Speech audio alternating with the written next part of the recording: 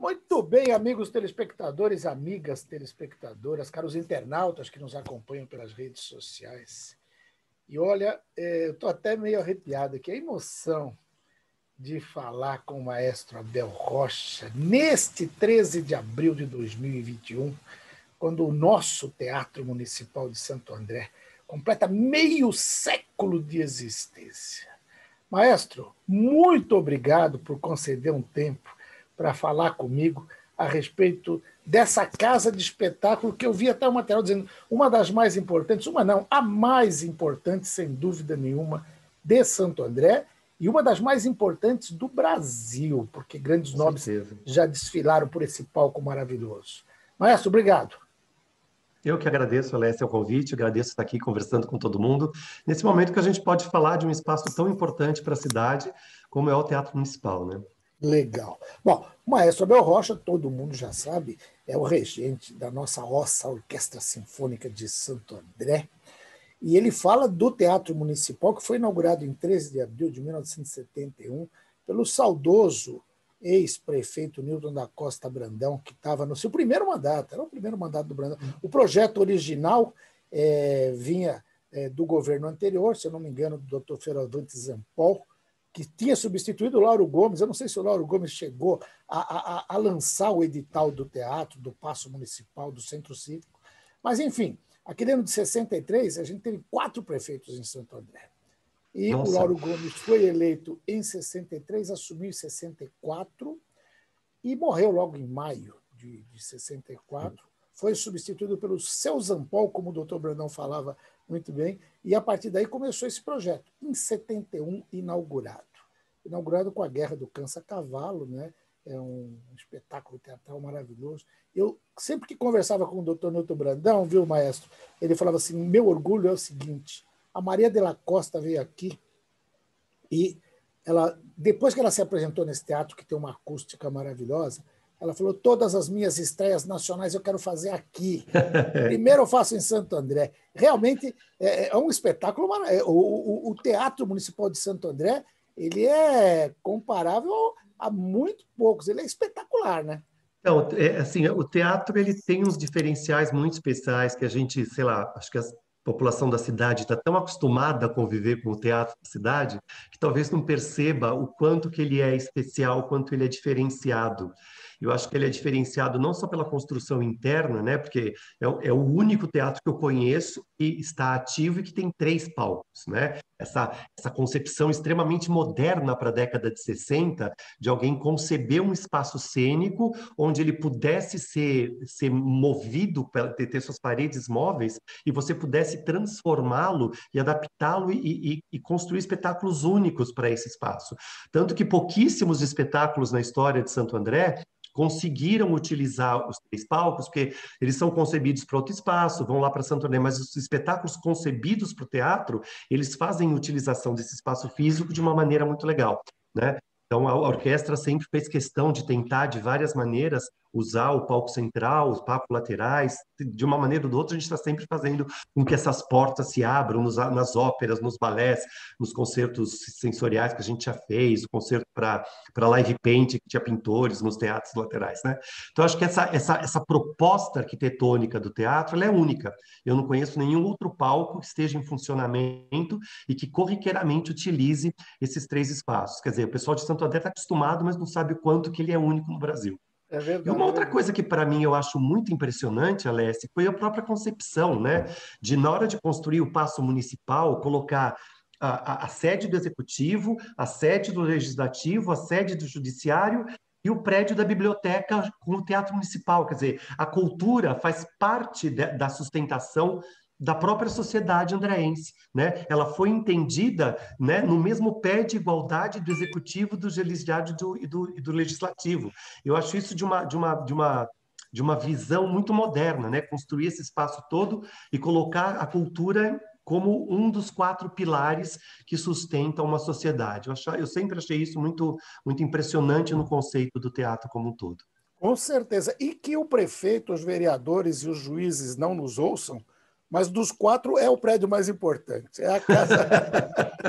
Agora, é óbvio que a concepção do Rino Levi, que era o arquiteto, do Burle Marx, que fez o paisagismo todo, ganharam uma concorrência pública para fazer isso aí. Você está falando do palco, eu estou vendo o palco aí no fundo, e ele tem um fosso maravilhoso. Se eu não me engano, só comparável do Teatro Municipal de São Paulo, que também tem um fosso muito bom para orquestra, e eu já vi a nossa orquestra dar verdadeiros shows. Aliás, a última gravação presencial que eu fiz foi no finalzinho de 2019, no Quebra-Nozes, que a gente fez o você balé. brilhantemente conduziu. Fiz um programa inteiro de 1 hora, tendo que cortar um tempo, e o balé usava os 3 palcos, usava Então, toda essa era isso. O estrutura. balé usava 2 e a orquestra estava no terceiro, quer dizer, a gente Isso. colocou tudo visível. Então, e a primeira vez que eu fiz um espetáculo no palco aqui do Teatro Municipal de Santo André foi em 1983. Eu estava envolvido com o Teatro Lírico de Equipe aqui de São Paulo, e nós produzimos uma ópera de Anis Kik, do Puccini, e que a gente fez um circuito por diversos outros teatros de fora de São Paulo. A gente foi para Campinas, Piracicaba, né? E viemos para o Teatro de Santo André, exatamente. O Teatro de Santo André tinha esse fosso tão especial. E naquela época, quem ia dirigir o espetáculo, acabou não podendo fazer a direção por razões pessoais, foi o Antônio Petrin. Sim. E foi pelo Petrin e pela Sônia Guedes, que eu sou muito amigo da filha da Sônia Guedes, né? Que eram pessoas muito importantes no Teatro de Santo André, na história do Teatro de Santo André, que abriram esse espaço, esse contato para a gente trazer a ópera. E foi a primeira vez que eu tive o contato com esse espaço. E foi para mim, foi a primeira ópera que eu regi de verdade na vida, né? Eu estava com 22 anos, 21, e a gente fez esse circuito, que pegou o Teatro São Pedro, em São Paulo, o Centro Cultural lá em Curitiba, em Campinas, lá no Carlos Gomes, fomos para Piracicaba e também fizemos em Santo André. Meu primeiro contato foi exatamente no fosso do Teatro de Santo André. Foi muito legal ter feito espetáculo. E o Antônio Petrin e a Sônia Guedes, que estavam no elenco do Guerra do Caça-Cavalo, aí, sim, exatamente. Os Manlins, na inauguração. Eles vêm desde o Teatro de Alumínio em Santo André, que tem toda uma história fantástica, muito que forte, ainda precisa ser mostrada melhor ainda. Agora, uma coisa que me chama muito a atenção na atualidade, eu sei que você teve uma participação decisiva nisso, foi mudar o nome do teatro, que era Antônio Wise, um grande intelectual que a gente respeita muito e tal, mas que a gente precisava mesmo fazer esta homenagem, prestar essa homenagem ao maestro Flávio Florence, que comandou durante 20 anos a Orquestra Sinfônica. E aí você e os músicos encabeçaram essa luta para dar o nome do teatro, dar o nome dele ao teatro, né? Isso. E, assim, o nome dele e o nome de um filho da cidade, né? Sim. Foi uma coisa muito importante que quando nós fomos conversar com os vereadores, com o pessoal da Câmara. Está me fugindo o nome, inclusive, do vereador que tinha feito a proposta de nomeação do teatro como Antônio Assi da primeira vez. O filho dele também era vereador. Nós fomos conversar com ele, porque a gente sabe que era super delicado sugerir uma mudança de nome no espaço, e ele foi super receptivo conosco, conversou de uma maneira muito agradável. Então, naquela época não existia, talvez no momento da sociedade andrense, nomes que representassem tanto a vida cultural da cidade, né? E que, logicamente, 30 anos depois, existia muita... O Flávio, com certeza, por causa da orquestra, deve ter sido um dos artistas que mais levou público para dentro do teatro, por se apresentar regularmente no palco do teatro. E trazer o nome das figuras da cultura de Santo André exatamente para os prédios, como homenagem para os prédios públicos, pareceu ser para nós também uma maneira de manter um resgate da própria história, né, da sociedade cultural andreense, né? O Antônio é, logicamente, um grande filólogo, mas um nome era uma homenagem assim a uma pessoa, né? E um pouco desvinculada da história da cidade. Então, esse acho que foi um dos principais argumentos para todos os vereadores da Câmara concordarem que o espaço público da cidade precisava dar, né? Se é para homenagear alguém, homenagear os próprios filhos ilustres da cidade. Nossa, foi muito importante encabeçar esse projeto e essa proposta. Verdade. E você está dando uma entrevista, a gente está vendo essas poltronas lindas aí atrás, e foi muito legal a sacada de reformar as 468 poltronas, resgatando todo o aspecto da instalação delas aí, no ano de 468 anos da cidade, né? Isso Né? aí foi muito legal. E essas poltronas Foi. são maravilhosas. Eu adoro sentar aí, principalmente quando eu estou vendo a Ossa se apresentando em várias vezes. Agora, infelizmente, a gente não pode ver presencialmente, É. mas eu falei da última gravação que a gente fez aí, que foi o Quebra-Nozes. Na sequência, a gente fez uma gravação com você e com Hamilton de Holanda naquele espetáculo Sim, sim, foi muito sensacional, que já maravilhoso. foi Foi lá sensacional. no No Sesc. Sesc, né? E Isso. sabe que eu tenho caminhado pela manhã. Hoje mesmo eu estava fazendo a minha caminhada na garagem de casa aqui. A gente aproveita que tem uma garagem um pouco grande, mas ouvindo Aham. a Ossa e ouvindo o Hamilton de Holanda. Então, eu fico ouvindo aquela. Aquele concerto foi muito especial também. E o Sesc é um grandíssimo parceiro, né? Verdade.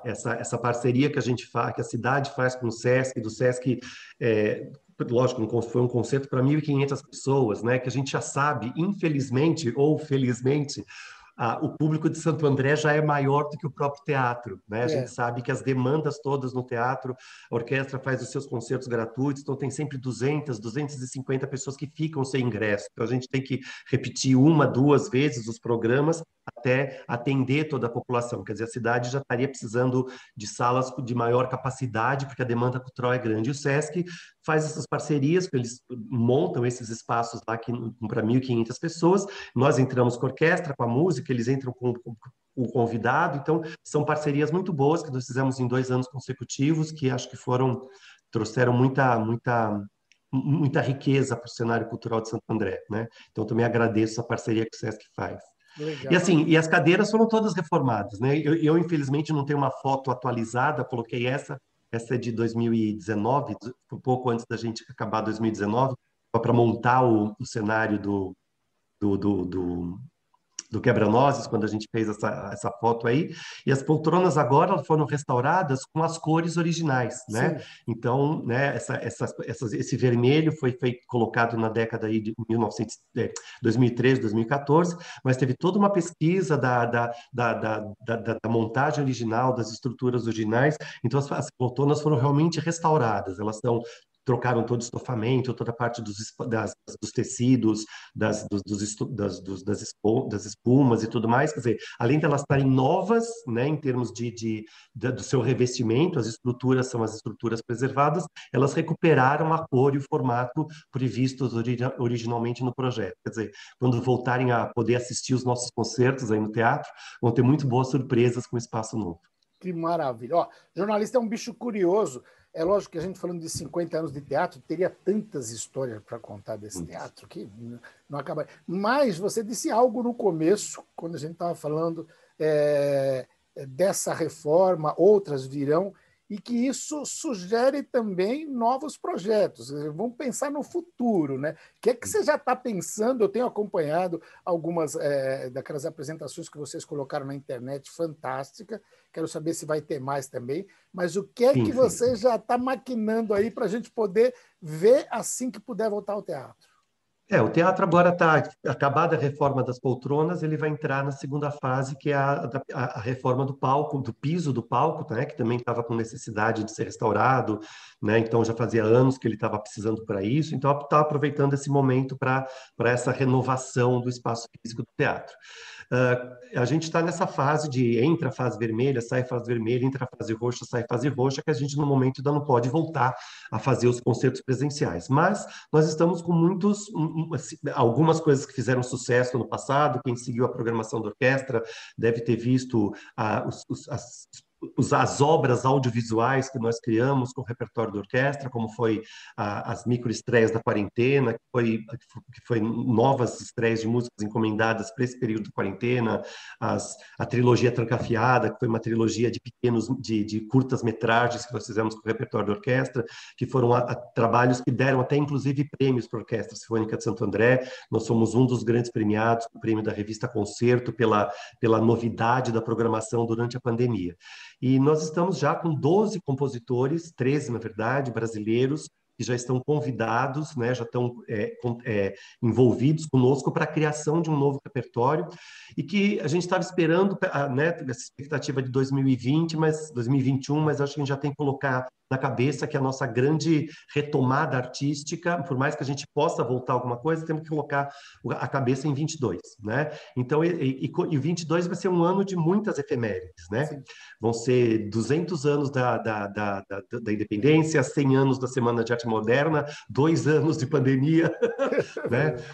Nós vamos ter muita coisa para, muitas histórias para lembrar. Então, esses Opa. compositores todos já estão nessa, a gente até batizou Brasil de 22 a 22, né? É uma maneira de pensar a atividade cultural, o que significa hoje em dia a gente falar da, da independência do Brasil, o que, que a gente significa falar de novo de 100 anos de modernismo, porque 100 anos é uma coisa antiga, mas a Semana de Arte Moderna é moderna, então como é que a gente se relaciona falando de uma coisa que aconteceu há 100 anos atrás, já é antiguidade, né? É. E o que, que seria esse modernismo hoje em dia? Onde está a vanguarda artística? O que significa olhar para a nossa situação social moderna e transformar isso em arte? Então, nós estamos com todas essas coisas em mente. Nós fizemos um trabalho ano passado, que foi uma micro ópera do Guarani, que também foi muito bem Eu vista, vi. e nós estamos produzindo outras 2 óperas do Carlos Gomes no mesmo formato. Um resumo da ópera com 9 minutos, 8 minutos de duração, e vai ter o Lo Schiavo e a Fosca, que são 2 óperas super importantes do Carlos Gomes, que para trazer um pouco também dessa tradição da ópera dele,